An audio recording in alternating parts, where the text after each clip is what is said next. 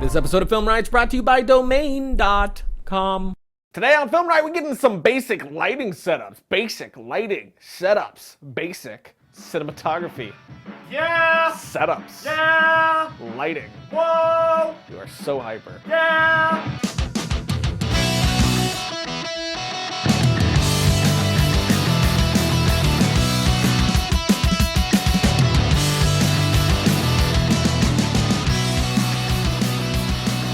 Welcome to FilmRiot, the show that takes the mystery out of the effects and techniques, going to some of your favorite Hollywood films. I'm your host, Ryan Conley. That's right. And today we're getting into basically part 3 of our ongoing series about lighting. First we talked about the different types of lights that we have. Then we talked about the effects that you can get from each light on a subject. And now today we're going to get into basic lighting setups, some day stuff, and then some night stuff. So yeah, you know, let's do it. Let's do stuff. Kisses. So we're going to look at 2 setups which are very similar and ones that I made as simple as possible. But before we get started here, I really think that cinematography can't fully be taught. You can learn the basics and start to get some ideas of what other people do, but a lot of it is driven by taste and personal perspective. Very similar to writing, I think, actually. So what I'm going to be showing you are some basic ideas and starting points. From there, it's up to you to get creative and go crazy. First up, nighttime shot. So here we go. Here's our basic scene. We have this guy on his computer at night typing something, or maybe looking at dirty pictures. I hope not. I hope not. That's perverted. To start us off with this scene, I'm just going to use light from this practical right here, which a practical is a light in a scene that you can actually see inside your actual shot. So right here, the practical would be this lamp on the table. But a practical could be anything, a lamp, a street light, headlights from a car, and so on. But to start the scene out, I'm going to use this one light that I have available and then build off that. I've heard a lot of great cinematographers say the same. Walk into a location, turn on one light, and build from there. This one light could be a lamp like this or a window where the sun is shining through. But basically, I'm going to do this to find the motivation for the light, meaning a logical explanation for where the light is coming from within the scene. This isn't a really hard rule, one that has to be hardcore stuck to. It's broken all the time, but it is something to keep in mind. For instance, it might look odd in this scene if a bright green light was hitting the back of our actor's head. Something like this could pull your audience out of the scene because it doesn't make no dang sense. Am I right, Josh? You're so right, Ryan! You're so hyper. But for this shot, this practical is not enough. I've had to bump up my ISO way the freak up, and it's just now getting all grainy, and I do not want that. So I will add a light to bring up the intensity of the lamp. So right here I have my can light with a 75-watt bulb, and as you can see, I have my black wrap wrapped around the light to kill spill, as we talked about last week. Who's Spill? What? You killed Spill? Oh, jeez. And now with this added in, I am controlling the light spread a lot better, and I can make much more moody scene action happen. It's like a woman. Oh my goodness. And the can light is just off to the left and hitting Nick at about the same angle that the lamp is. But for me, this shot is a little boring and cheap looking, so the first thing I'm gonna do to add some depth is open the drapes curtains thingies back here. But then I will also add my flow light outside, hitting the window pane, so I can get sort of a moonlight lighty light.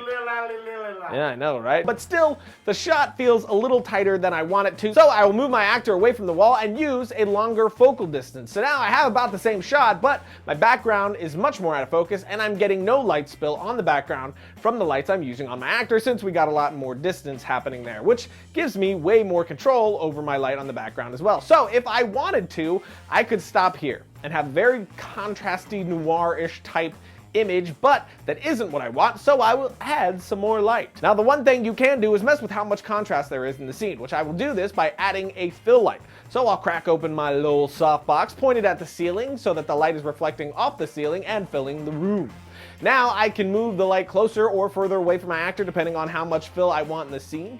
Now introducing this fill and moving it in, we are filling in some of those shadows and bringing up the overall detail in our scene. But again, this is not what I want for the scene. I do want to bring the background up a bit and add some separation between my actor and the background, but I don't want to lose that dark shadow I have on my actor's face. So instead, I will opt to add a second practical into the scene, which will bring up my background just a bit and add some good separation.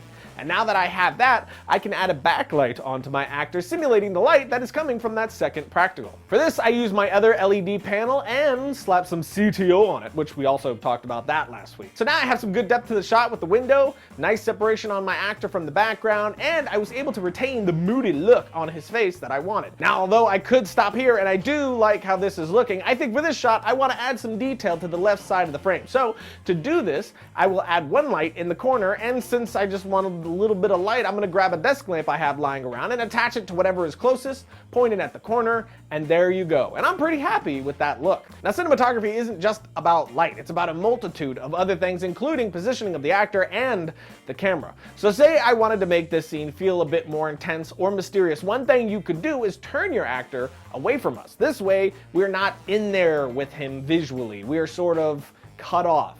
Then I can use my key light to rim light him, leaving most of his face in the shadow. My actor is still nicely defined and separated thanks to all the background work we did, but we have a much more noir-ish type thing going on now. I really love doing this sort of thing, sort of playing with the lack of light sometimes, letting stuff fall into shadows for the right project.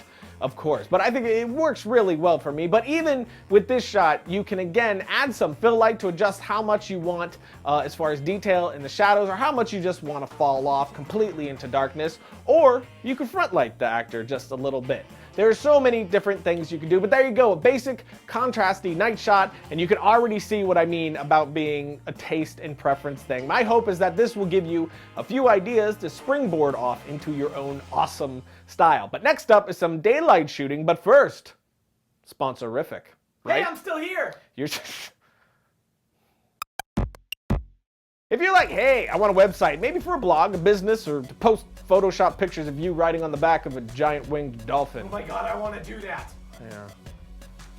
Domain.com is the place for you. I've talked about how I've used Domain for my company and for the website for Tell, and how easy it just made everything. So whether you want to blog, create a website, showcase a portfolio, or set up a new email address at your personal domain, Domain is the best place to go. And the best part is the guys over at Domain.com want to hook you up. You can get 15% off your domain name and web hosting when you use the coupon code FilmRiot when you're checking out at Domain.com. And don't forget, last week, we showed the skydiving domain ad with all the green screeny still in it, no visual effects, so you guys could download and add your own effects, so then you could possibly have yours shown on the show next week. So if you want to possibly have your version of our ad shown on the show next week, jump over, download, and add it as a video response to that video. We're going to pick the best one and show it next week, and there's already a few really funny ones, so jump on that. And to that I say booyah, and all I can think about is a giant winged dolphin now. So awesome. Domain.com. Logo. Okay, so now basically I'm jumping into the same shot, but this time during the day, and I've got my white balance set to about 5000K, so I'm letting the outside get a little bit blue, and I'm pulling that tungsten lamp's orange down a bit towards the white area. But as you can see with your eye face, I'm starting with just a practical again, but then, as you can see with your face eyes, it's not nearly intense enough, so I'll again flip on my can light to simulate the light coming from the lamp and jack up its intensity. But now, the scene is very boring to me, again, with the drapes shut. So we're gonna open them again to try to get some more depth, and bammy wham. Bammy wham! Now, since there is that window behind my actor, I'm again gonna add an LED as a backlight. I find that one of the main keys to controlling the look of an indoor day scene is fill light. How much you add or take away fill will say something about the time of day or type of day it is. So for me, without fill in a shot like this, it kind of looks like a really gloomy day, or possibly dawn or dusk, which you could. Till dawn. Yeah, sure. Which you could easily make it look like dawn or dusk with a simple color grade. But if you're going for more of a bright and happy day look, you're going to want a lot more fill. So right here we have a very low-key shot, which is not what we want for a bright and happy type day shot. We're going to want something a lot more high-key. Now, for those of you wondering what high-key and low-key are, high-key and low-key are basically the difference in the amount of shadow you let in your image. Low key is used for thrillers, drama, and so on, since it has a lot of contrast, while high key can be seen on sitcoms and most comedies since it's nice, bright, and happy. So during a bright and sunny day, most indoor settings will realistically have a lot of fill light to your actual eye, since the sunlight is coming in multiple windows and it's reflecting off all sorts of surfaces, filling your house with light, which is why when you see a day scene that looks really contrasty like this one, you get the impression that it must be a gloomy day outside. But that is not what we want, so I will add my fill light and crank it up until we have something that fits more of that happy day sort of look that I want, like this.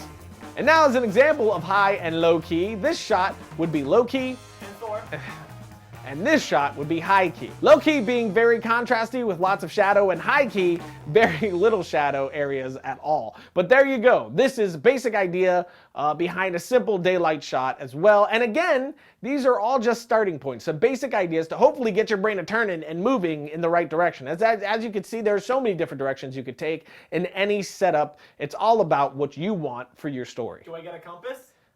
Ah, jeez. Logo. Okay, well that's it for today, and as always, Twitter, Twitter. and then Facebook, Facebook. and that's that.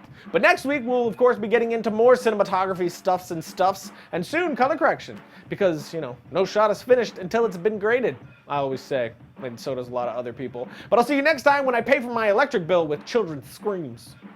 I don't know what that is, but I wish I did.